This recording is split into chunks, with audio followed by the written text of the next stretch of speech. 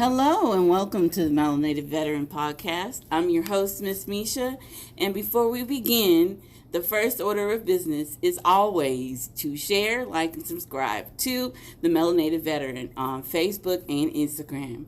We're on almost all major platforms: iTunes, Google Play, iHeart, Stitcher, YouTube, and many more. Check out our website at www.themelanatedveteran.com.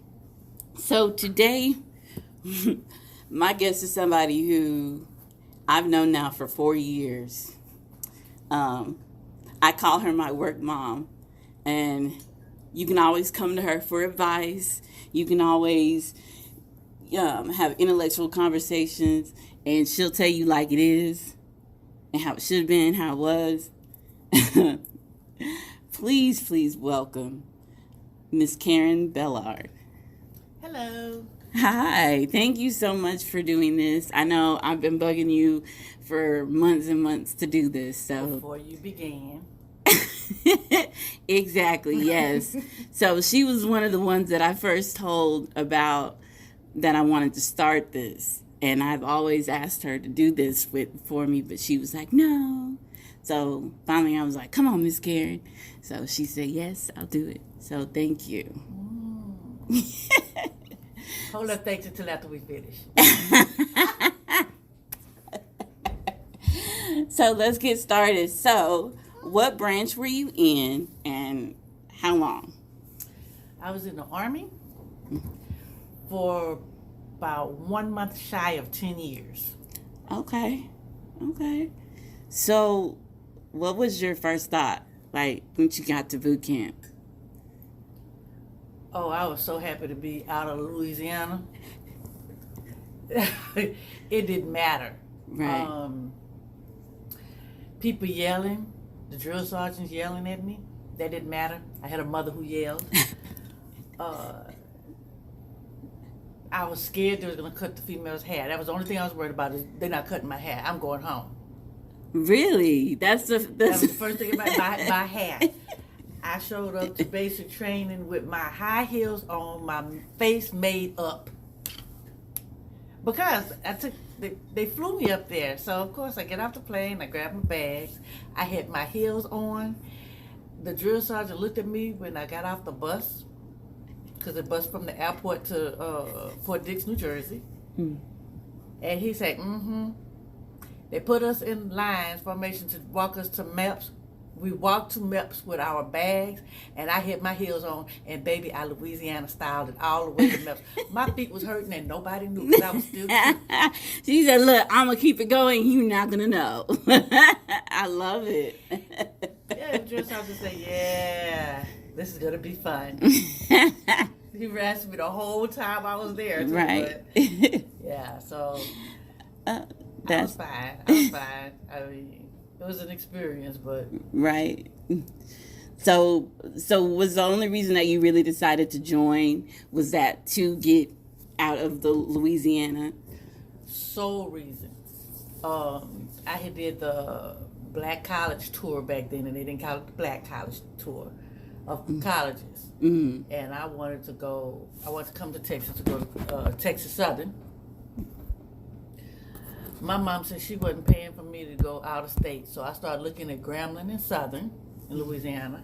And then she said, I'm not paying for you to go anywhere other than the hometown college, which was McNeese State University. It was a very racist university, and yes, a university may be racist when they ran by races. And I said I wasn't going there because I wasn't staying home. And I took the test, ASVAB, in high school, and I said, well, that's one way to get out. Right. I said, whichever branch called me first, that was the one I was going with. Army called me first. After I joined the Army, of course, here come the Air Force, here come the Navy. I was like, well, too late. Yeah, too little, too late. And I didn't tell anybody until a week before I was supposed to leave that I had joined the military. Wow. Surprise, y'all. I'm out. Yeah. I'm done. Everybody else was getting their paperwork to go to college or their job throughout the summer. I was drinking every day and partying every day because I was trying to get it out of my system so I could go into the Army. Wow. And I did too. I partied every day. Mad Dog, 2020. Oh. And Boone's Farm every day. Every day. Oh, wow. So you go through boot camp. You get into the military. So what are some highs and lows? I know you got a few. Like, let's see. The lows were working for, because I went in 1982. Whole different era. The military was totally different when it came to race relations or relations dealing with females, because I went in right after they got rid of the wax and waves. Oh, wow. Okay. So the race and being a female in the military, they did not make it easy. And we didn't have any regulations to protect us. Wow. So you had to man up real quick, which is why you'll hear me say, my nuts are bigger than a lot of men's. Mine's just don't protrude. But you have to. Yeah. Like, you have to, because men, especially, and I can only imagine, and what's crazy is that wasn't that long ago. It wasn't. I said 1982. Like, my first duty station, because I got pregnant in AIT, Advanced Individual Training, where you go learn your MOS.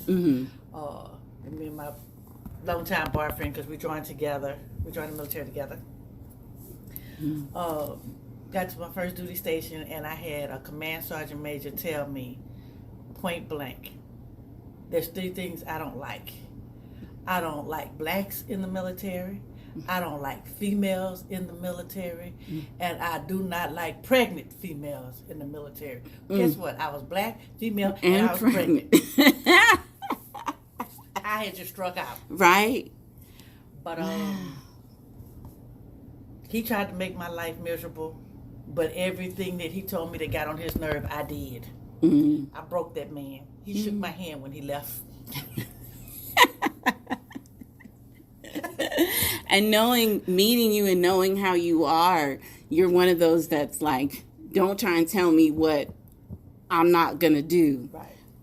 Don't tell me what you don't want me to do, because... And don't show me your weakness. Right? Because I'm going to challenge you. Yep. And I got 2 sons that are the exact same way. Woo, they kids get on my nerves. They're mini me's, but it's like, where you get that from? You, mama, you. You either build people up because you know their weaknesses, but when they're evil, you learn their weaknesses.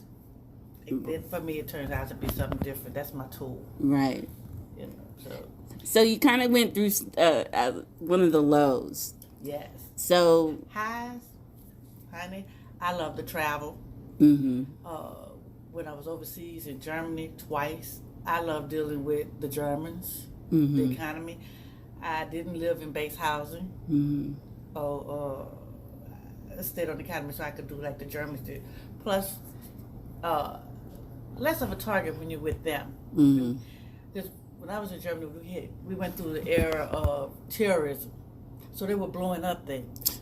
So I chose not to be around a lot of Americans because I'm like that. I don't want to be collateral damage. I stayed on the academy because they weren't trying to kill the Germans. Right, and especially you having a child. Yes.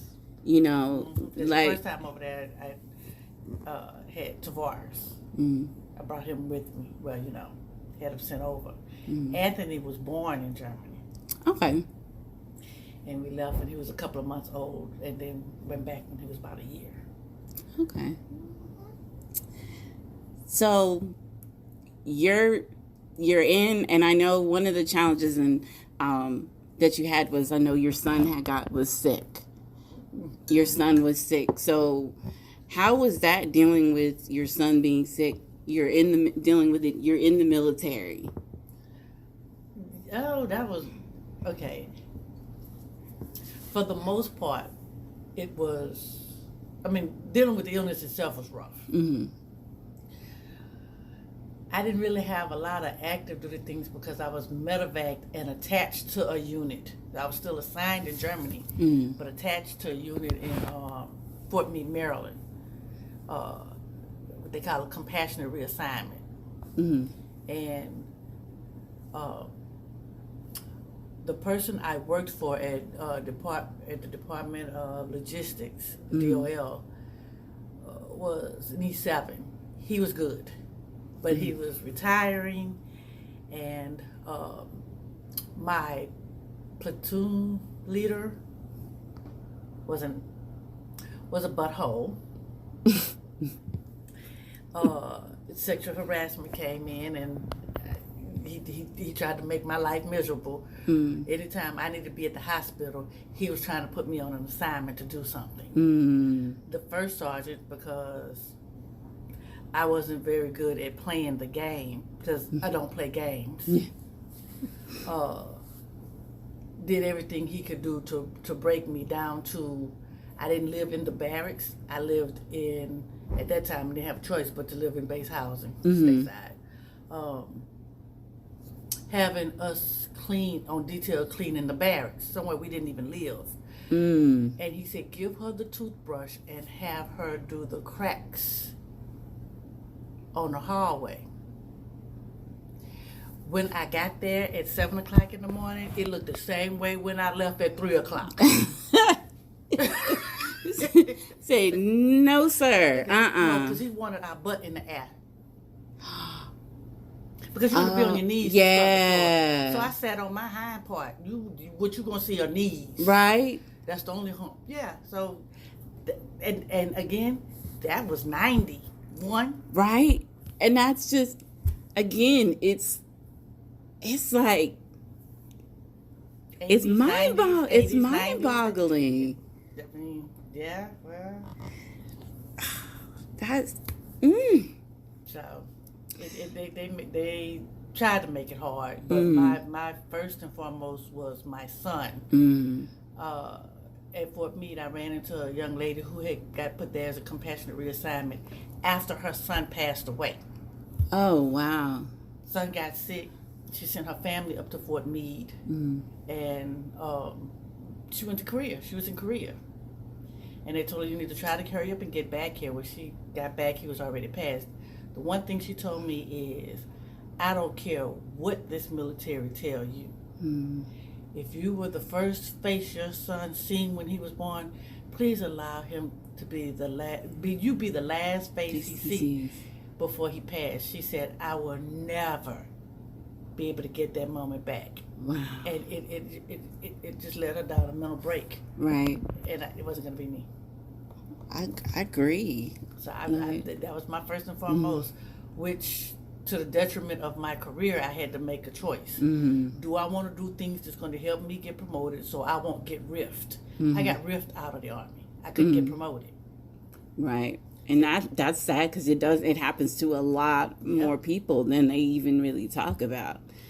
And in my case, it was his daddy. That was what we said. Okay, that you work hard because the doctor bills we would have incurred if both of us had been out of the military with him, we probably would have both been bankrupt for years. Right. Which I did end up going into bankruptcy, but his daddy didn't. Right. So Anthony never got to suffer a lot. Right. You know. Well, he'll say I suffered, but he didn't suffer. So you get riffed. Tell me what it was like after. Oh, it was a culture shock because I went in the military right at 19, right after high school, pretty much. Yeah. So you go from being in the military where you get all this extra money. You get extra money for food. You get extra money for housing if you got a family, which is your BAQ, your basic allowance for quarters. Cost of living, COLA. If you stay in housing, they may take your BAQ. They don't take your separate rations, which you get for food. Right. And then you don't have any utilities other than if you want cable. Right. So now you're a civilian. You're not getting all these extra money at all, non-taxable money. Mm-hmm. And you have to pay things like electricity. Like, what's and that? Water. Wait a minute. What's water? What you mean I can't afford cable? I got kids. What you mean? That's their babysitter. Right. You know, so that was an adjustment. So you think you're going to walk out the military and walk right into a job because everybody uplift veterans as long as you are a veteran. That's what you hear. Thank you for your service. Mm-hmm. Oh, people love veterans. People love to hire veterans. Yeah, okay. And then you look at your resume and what you did. Mm-hmm. And a lot of my MOSs, a lot of my jobs, you really couldn't talk to anybody because they were classified. Right. So yeah, you could take your job description and try to put that on a resume, but you actually do a heck of a lot more and things that's not covered in that your job description. Right. So yeah, that was something. And then you find that all these skills that you have, none of them translates to when you start dealing with software. Mm-hmm. Because in the military, we're not working on the same things. You got software that might be created for your job in the military only. Right. So you can put all that on your resume all you want to, and it means absolutely nothing to that civilian. Mm-hmm. And then they want you to explain it because you put it on your resume. Right. And then they'll say, well, okay, but you got these people that have been working since college. Mm-hmm. In that field. They are way more qualified than you. You could do it because in the military, I don't care where you go. Mm-hmm. If they say do the job, we do the job. Right. Those civilians don't hear that. No. They don't care. Right. Because you're not fitting the bill on paper. Right. And it's like, give me a chance. Yes. But then how can you expect someone to give you a chance if the only job you know is I was in the military? Right. So how is this gonna, no. It I think they do a better job today with civilianizing the military. They do to a certain extent. They do. Right. Now I don't know if they had like TAPS classes and No. where they get you transitioning. I think they were starting that when I was getting out in '92. But it really had no relevance to me because even going through the class was just something they want you to check some boxes saying you win. Mm-hmm. They didn't care. They were trying to teach. Those people didn't even know. They were military people. They weren't civilians. They're trying to tell you what they think you need to do. And then if they did have any civilians, it was civilians who were never military. It's like, so how am I gonna sit here and level up? Yeah. If you don't even. So it was a mess. It was a mess, a colossal mess. Mm. You know, before computers really. Which again, this is so crazy because it's not that. I know. It wasn't that long ago. I'm like, mind blown. It is. Yeah. And I think today what I see is people getting out the military, talking to others with inflated expectations. Oh, I'm gonna get out and I'm gonna get a job that's gonna pay six figures. Right. You got some high ups that's not making a good high six figures. Right. Those, what 6 figures are you talking about? Is this with the decimal point numbers, or just what are you talking about? So people thinking they getting paid $100 and something thousand. Right. And that's not the case. And I'm like, okay, please tell me what kind of job that is, and I will let other folks know that those are available to them. What's one thing you wish that somebody would have really told you once you got out?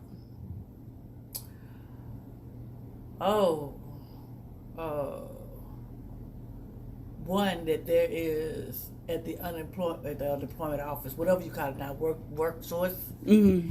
that there are veteran reps almost everywhere. Right. So I wasn't told that there was a veteran rep. I wasn't told about possibility of getting help from VA with voc rehab. Mm-hmm. Wasn't told any of that. It was just like, bye, you out. Mm-hmm. Thank you for your service. Maybe. Maybe. Only on Veterans Day and possibly Memorial Day. Right. That's the thank yous. But no, none at all. All I know is my salary for the previous 3 months disqualified me from food stamps. Just disqualify you for everything because Right. that 3 months prior to, Right. Yeah. no assistance, 2 kids. Wow. Mm. And I got a severance package getting out. So they virtually wanted you to spend your severance package Right. before they help. They basically want to be poor. Mm. Before And then you get say, you know what? I'll help you now. Yeah, but now you're poor and destitute. Right. So, Which we ended up poor and destitute. yeah. That's one thing too. When you told me this, like when you told me your story, I was like, really? You were like, I know. You didn't know. Yeah. You didn't know. Yeah. So tell us a little about your story. Okay, so as you know, my son was diagnosed with leukemia. Mm. We had no clue what it was. Cancer. In the meantime, we got word that those of us who couldn't get promoted to E5 within that 10-year frame, which is why I always say 1 month shy of 10 years. Mm-hmm. And I couldn't get promoted because old veterans, old military people wasn't getting out. So we had no opportunity to move up. I switched jobs, MOSs, to try to get promoted. Mm-hmm. And it still didn't work. So we got word that we were going to get riffed. Mm. And it wasn't just enlisted. My company commander got riffed. I mean, it was a lot of us that got caught up in that. Thank you, Colin Powell and Bill Clinton. What? It's so, come out, you gotta find an apartment, all the rest of this good stuff. So you got a little severance pay money, and you're trying to hold on to it. Because, you're trying to keep everything as normal as possible for kids with child. And because it was military and my ex stayed in the military, my son got all his treatments at Walter Reed. We didn't live in Walter Reed, D.C. area. We lived in Maryland. So I had to make sure I had a good enough car that got me to and from his hospital treatments. And he stayed in the hospital from pretty much the second day of winter to like the first week of spring every year for 3 years. Oh, wow. Months. So I couldn't keep a job. Mm. But as far as my kids were concerned, they lived a life. Because I made sure they did not realize we was poor as dirt. Mm. Girl, I can tell you about the cooking, meals that last a good 3 days, and then you start another meal, and that meal lasts for 3 days, because they were little kids. Right. Because you had to be able to afford the popsicles and all the rest of that stuff, because you didn't want the kids to think they were that much different. And I had the opportunity to move down south, back to Texas, where the cost of living was cheaper. Mm-hmm. But he wouldn't have had his doctors. Right. So I made a choice to stay up in Maryland, where the cost of living was hellaciously high, Mm-hmm. and ended up not being able to make rent because I couldn't keep a job. So me and my children lived out of a car. Oh, wow. They thought we was on a camping trip. Oh, wow. Found a gas station where they would let us wash up. Mm. And when I tried to get into a homeless shelter, and I'm a little picky. because I had children. Right, and you have to be. So when they say, well, you can come into this shelter, but you have to share a room with another family, that wasn't going to happen. Because I had 2 little ones, and I sleep hard. Right, and you want to make sure. We felt safe. I felt safer in my car, and my children thought we was on a camping trip. They looking up at the stars. Okay? I traded a little pickup truck for a car so we could sleep in our car. Oh, wow. And I had a job the whole time. And it's a little piece of job that worked with me. I worked at the YWCA. And because of them is how we ended up at a particular homeless shelter, which I later became the managing director of, because I worked my way up from being there. Because when I left, they asked me to be in charge of the volunteers. See?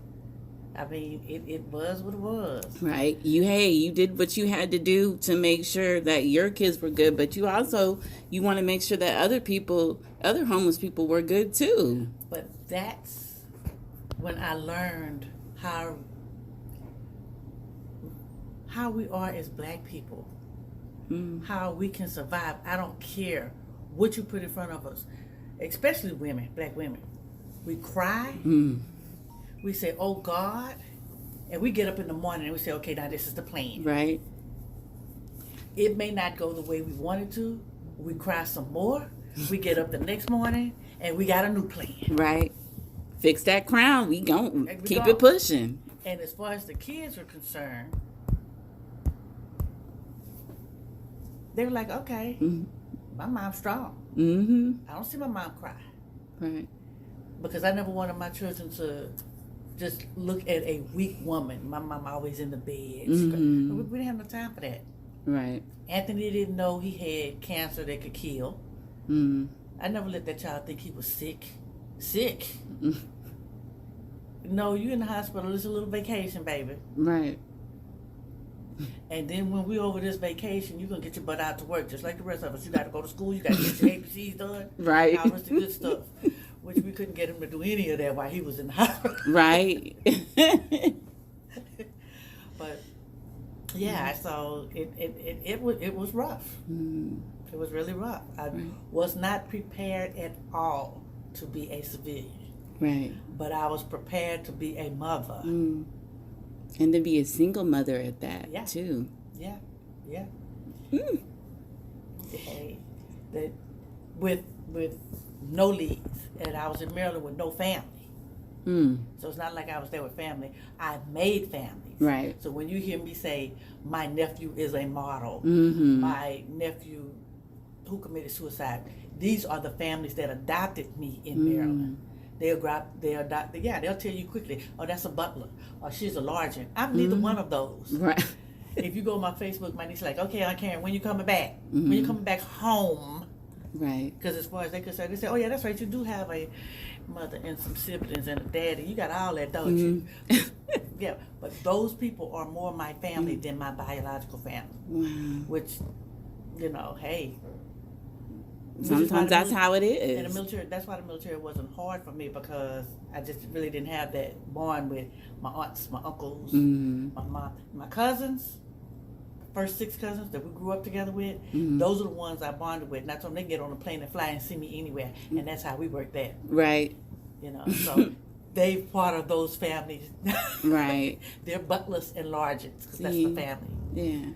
That's one thing I will say about the military that I love. Like, I have bonds with people that I've met.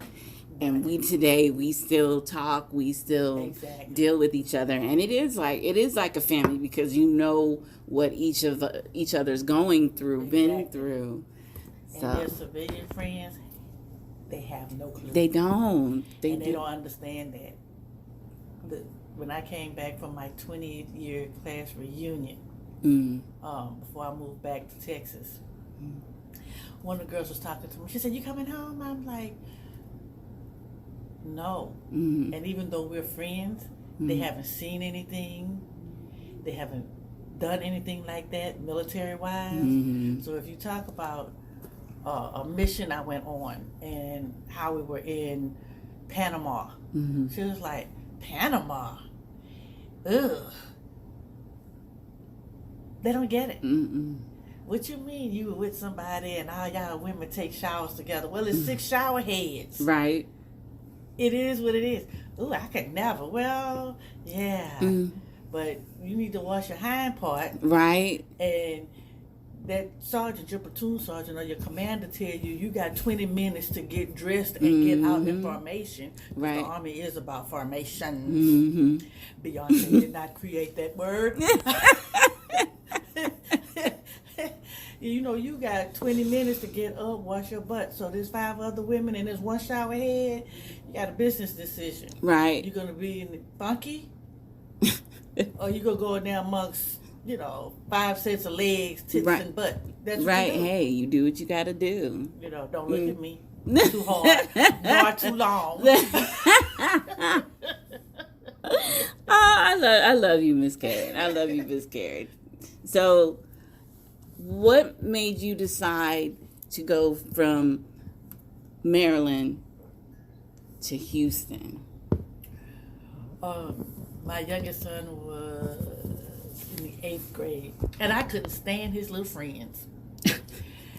And I said, I got something for you. Anthony never got in trouble, but he was always with somebody who found a way to get in trouble. They made decisions. Most of the time, because I was the managing director of the only homeless shelter in Annapolis, Maryland, people would call me first when there was trouble. And I said, okay, I got something for you, Anthony.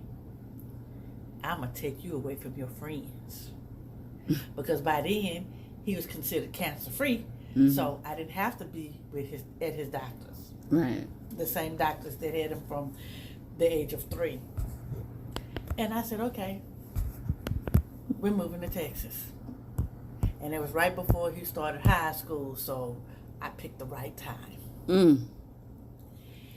He was mad because he had to come down here and make friends. I did not care, because it was either be with them, because you can get charged with the same thing that one person do something in a group, everybody can be charged. Right.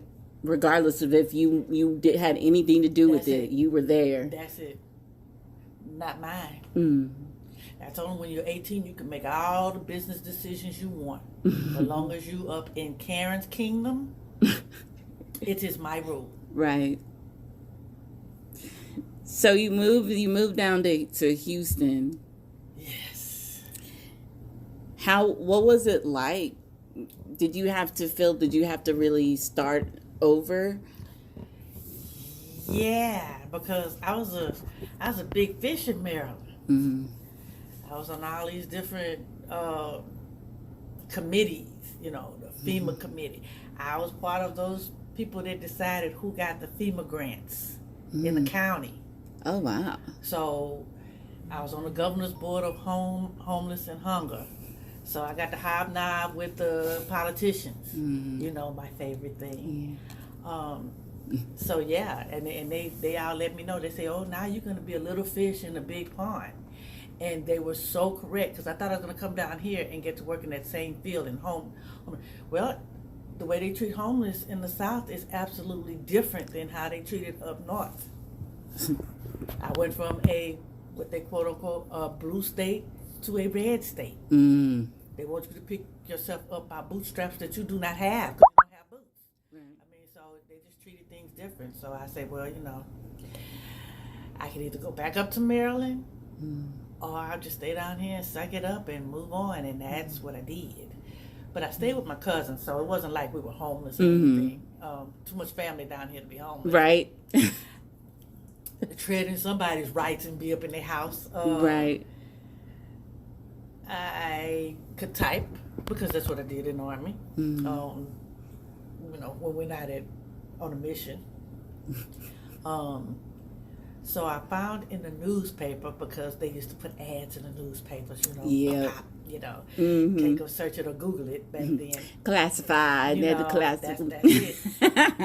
They had this place called the Chinese Community Center that was offering classes on the Microsoft Word, Microsoft Office Suite, Word, Excel, increase your typing speed, or learn how to type. Right. I knew how to type, and I taught myself part of the Microsoft Suite just to do enough work at the shelter. I type about booklets and all the rest of that good stuff. But shortcuts and all this other stuff, so I couldn't say I had a class, and I couldn't put that on my resume. I just could say on my resume I had knowledge of. But I thought it would look better if I said I've been through a class. So we worked that, and yes, I was a black person at the Chinese Community Center. My cousin said only this woman would find something like that. Yes, I did. And you did it well. I did. They was like, oh, you type real fast. Well, that's because I know how to type. Y'all learning how to type. I can't type. So the teacher used me as her assistant, but I graduated. Ate good food too, because everybody like to feed me, and I like to eat. And that's what I used, and I went to a tip agency. Okay.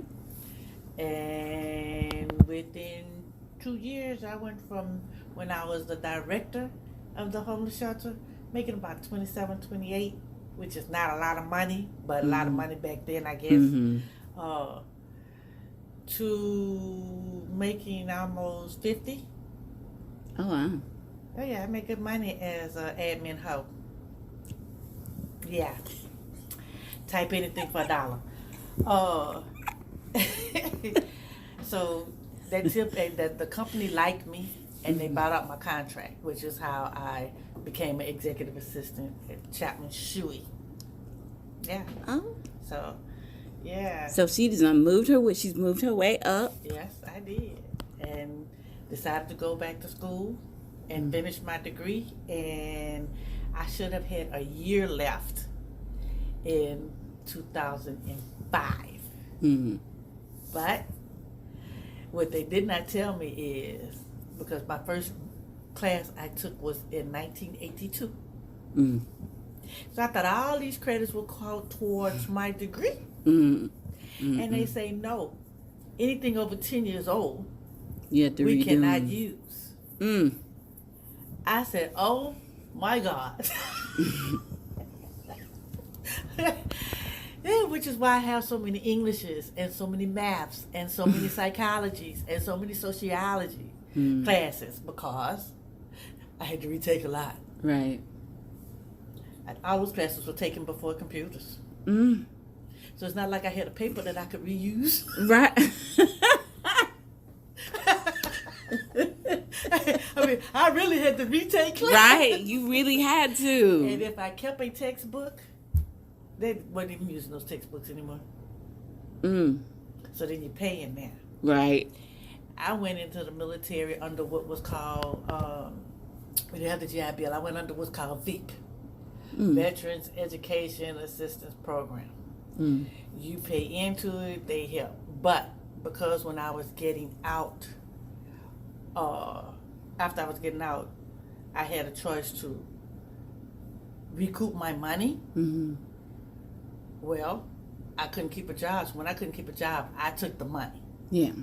You know, so I didn't have money to pay for my education. So my degree came on loans and grants, which is why I have school debt now.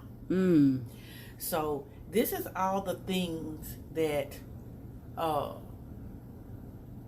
I wish the military had talked to you about then. And it went back to the GI Bill afterwards. My program that we went in under was a pilot program. They were trying to get away from the GI Bill. See, because you can't get your GI Bill money back unless something goes awry. Right. Yeah, no. That's crazy. Yeah. So people like, how you got GI Bill? None of your business. I got it, okay? It's a story. It's a story. It's about survival. Right. You know, It so is. you can't survive without money. You know, just figure out another way to get education, because that's etched in stone. There's always going to be student loans. There's always going to be grants. Right. It's always going to be something. But you're not always going to have money for food. Mm. So,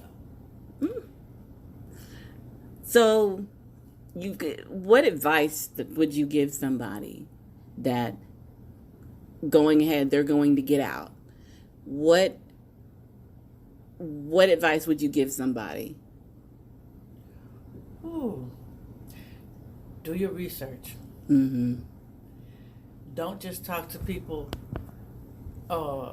that's telling you the good stories, the nice things about being a civilian. Mm-hmm. Baby, it's a jungle. Mm-hmm. It's a jungle. Nobody's giving you anything. There's not a federal law that's there to protect you. There's no American Red Cross that's going to help you. You're not going to get loans from your job to help you make it. You sink or swim as a civilian. Right. And the community is what you make it, but don't expect your community to be your at your job. Mm. Corporate America is absolutely different. They go to work, Mm-hmm. they go home, and they got their own community at home. Right. It's not like the military where we are the community. We live around each other, we work with each other, we go on trips together. Almost all my European trips when I was stationed in Germany, we went as units. Right. Because they gave us administrative leave, so we didn't even have to use our leave to travel. Right. And then they want to pay us for our vacation. And, I mean, you know, it's a whole different ball game. So I would talk to civilians. I would not talk to military. Right. Military people lie when they get ready to get out about what they got going on, their possibilities. Talk to some freaking civilians. Talk to civilians. Right. To ask about how it is out in the civilian world. Right. You know, and take names. Definitely. Oh, you got some gems. That's one thing. That's one reason that I love talking to you, Miss Karen. I do, because you're straight to the point. There's no sugarcoating it. It's, look, you had to work hard for everything that you've done. It's still exactly, and that hasn't changed. Right. You know, and that's one thing that I admire about you is you, like, even when we've talked, you know, it's like, okay, look now, here's the deal, here's this, okay, now do what you got to do and be done. I learned being in church up in Maryland, because that's where I got all my church learning.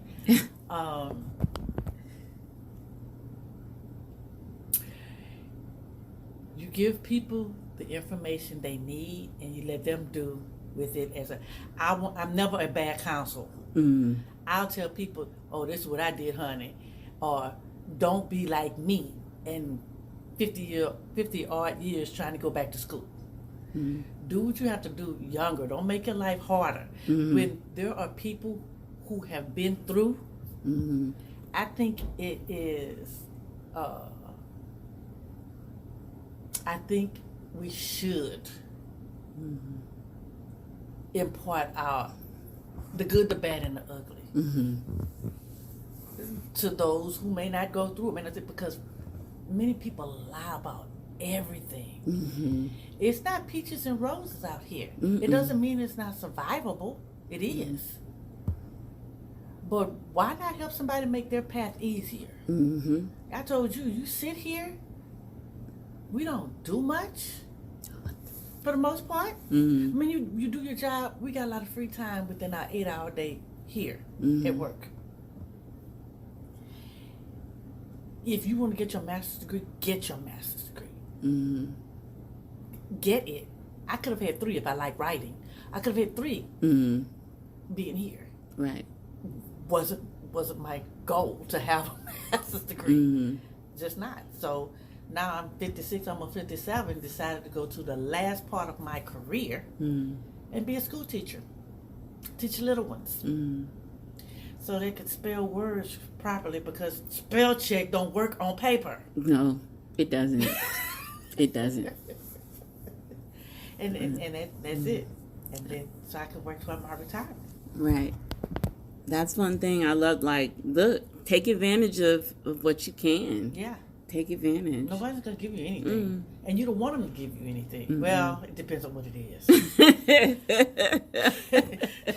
Some things you might want to give back. Right. But and that's not. Right. And that's another thing I appreciate. You know, you gave back to people. Like when you were homeless, you gave back to others because you know, like, look, it's like you said, it's hard out here. Yeah. Like, why not try and help people lighten the load? Exactly. So, no. When I found out I was going to do this with you, I went back and looked at some of the letters that the people wrote me from the shelter. And amazing, I couldn't find the pictures, but I could come up with my letters. There were people that gave me so much hell coming through that shelter because I made some hard rules in there because that was my military. Right. These are your do's and these are your do nots. You do the do's, you get to stay here. You do the don'ts, you got to go. There were people I put out the shelter, picked them up for church on Sunday, and dropped them back to wherever they may or may not be living. It was enlightening. It made me pull out my stuff to study to go ahead and take my teacher test. See? I just got tired. Oh, good girl. But look at all that you've done. Look at, to me, like, seeing the actual fruits of your labor.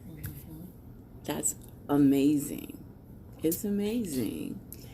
So before we wrap up, I just want to say thank you so much for doing this interview, giving your point of view, you know, telling people, like, because again, this is gems, telling people, like,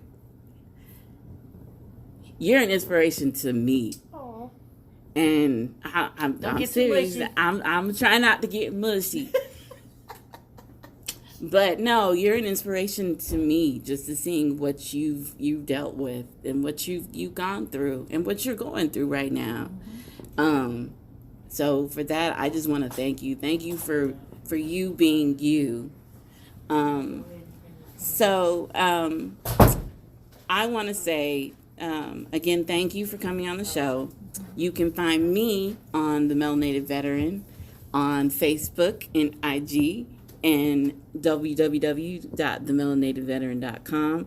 I am your host, Ms Mesha, signing off and saying embrace what makes you, you.